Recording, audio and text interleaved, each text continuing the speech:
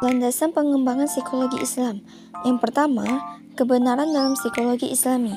Psikologi Islami ini bermakna sebagai psikologi yang menemukan landasan filsafat ilmunya pada nilai-nilai Islam. Oleh karena itu, nilai-nilai Islam bersifat universal, di mana berlaku untuk kesejahteraan seluruh alam semesta atau rahmatan lil alamin. Maka, psikologi Islami ini pun harus diorientasikan sebagai psikologi yang komunikatif untuk semua kalangan, tidak eksklusif hanya untuk umat Islam saja. Kebenaran dalam psikologi Islam pun adalah integratif, tetapi juga masih bersifat probabilistik. Dalam kaitan ini, pemahaman tentang jiwa manusia yang dicapai melalui usaha-usaha ilmiah akan selalu menjadi bobot nilai yang benar dan menjadi bobot nilai yang salah. Selanjutnya, unit telaah psikologi Islam, di mana psikologi Islam ini akan menelaah unsur mencari unit terkecil, seperti yang sering dilakukan dalam psikologi Gestalt, bahwa kesatuan ini lebih bermakna daripada bagian-bagiannya. Prinsip berpikir ini adalah bahwa ada unsur-unsur variabel-variabel, ada item-item untuk mengangkat satu variabel, ada faktor untuk mengangkat beberapa variabel. Selanjutnya, kapital seleksi, di mana beberapa kerangka pemikiran konseptual ini ingin diajukan sebagai dasar untuk menelaah tema-tema tingkah laku manusia. Memahami suatu perbuatan tanpa kesadaran adalah sia-sia atau innama fa'malu binniyat. Konsekuensinya, psikologi Islam ini sebagai psikologi yang masa depan hendaknya berangkat dari esensi sadar bahwasannya ada tingkah laku manusia yang tidak disadari memang harus diakui, tetapi bukan berarti ketidaksadaran ini akan menjadi landasan pijak bagi pengembangan psikologi Islam, di mana psikologi Islam ini harus berorientasi pada moral, sebab suatu perbuatan yang tidak disadari merupakan perbuatan yang sia-sia. Dan selanjutnya, peran asumsi dalam psikologi Islam. Ada anggapan yang berkembang terhadap ilmu jiwa adalah psikologi sebagai kajian ilmiah berdasarkan objek yang nyata, di mana anggapan ini keliru karena sesungguhnya ilmu ini tidak memiliki dasar yang jelas dalam membangun argumentasi ilmiahnya. Jadi kemunculan anggapan ini lebih karena adanya batasan ilmu pengetahuan yang harus objektif dan terukur. Berdasarkan batasan tersebut, maka logos dan psiko, yaitu jiwa yang tidak dapat diukur dan tidak objektif, dianggap nyata.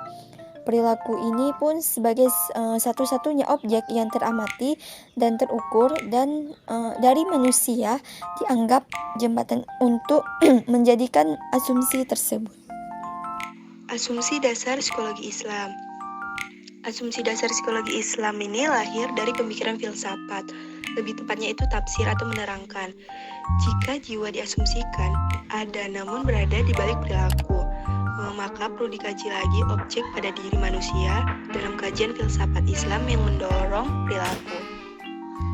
Berdasarkan banyak kajian filsafat Islam, objek yang ada pada dalam diri manusia dan menjadi dasar pembentukan perilaku ada 4, yaitu ruh, akal, hati, dan nafs.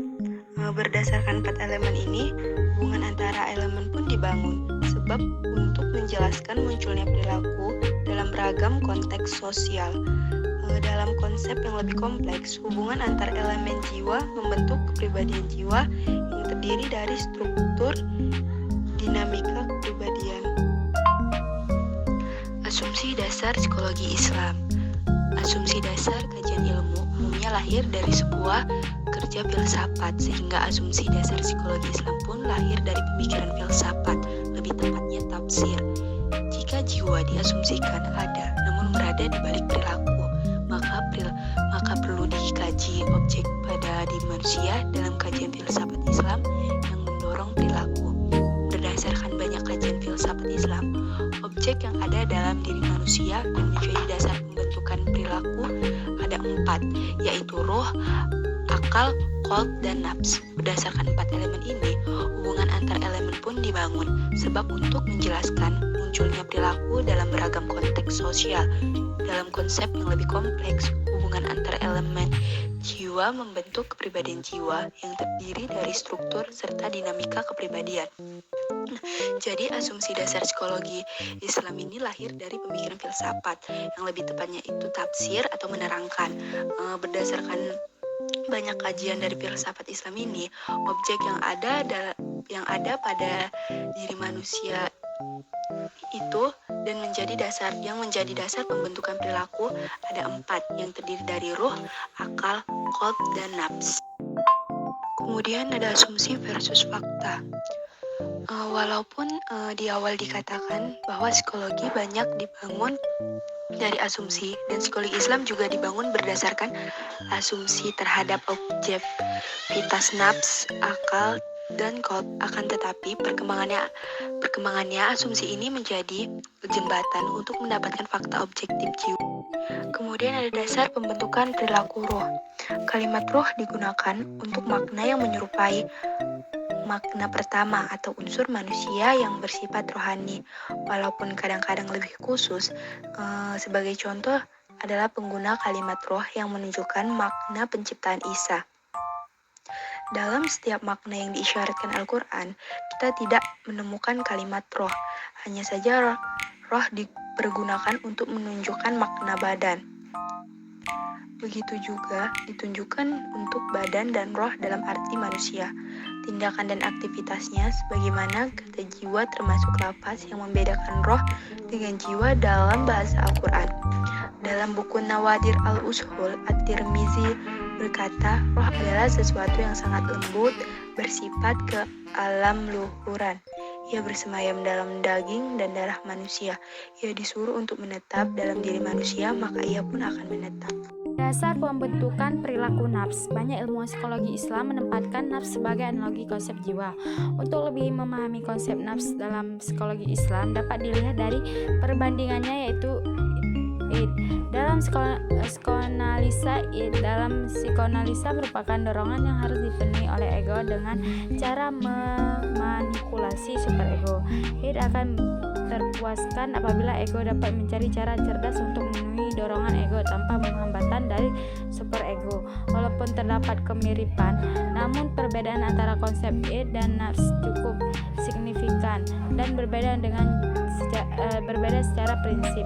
Pada psikologi Islam, dorongan nafs harus dikendalikan, diarahkan, dan jika perlu dihentikan, sedangkan menurut psikoanalisa dorongan id harus disalurkan dengan cara realistis yang tepat diterima masyarakat.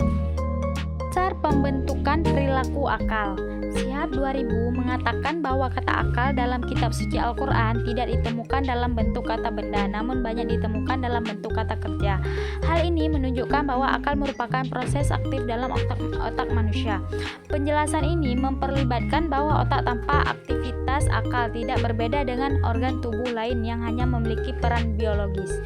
Dalam struktur jiwa psikologi Islam, akal berperan sebagai alat untuk mengendalikan perilaku, namun bukan pendorong maupun pengarah perilaku. Akal, sebagaimana banyak kajian dan penelitian terhadap kognitif, memiliki peran yang terkait dengan memori, persepsi, proses berpikir, pengambilan keputusan, dan sebagainya.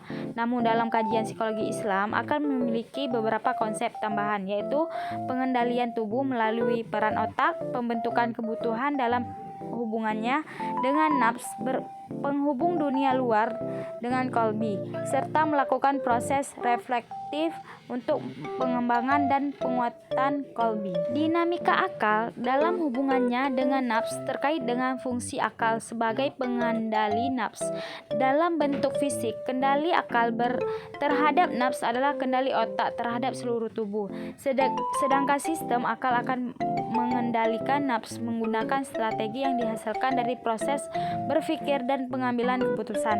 Dalam aspek dinamika, akal ini berhubungan erat dengan proses berpikir, pengambilan keputusan, membuat kesimpulan, dan sebagainya.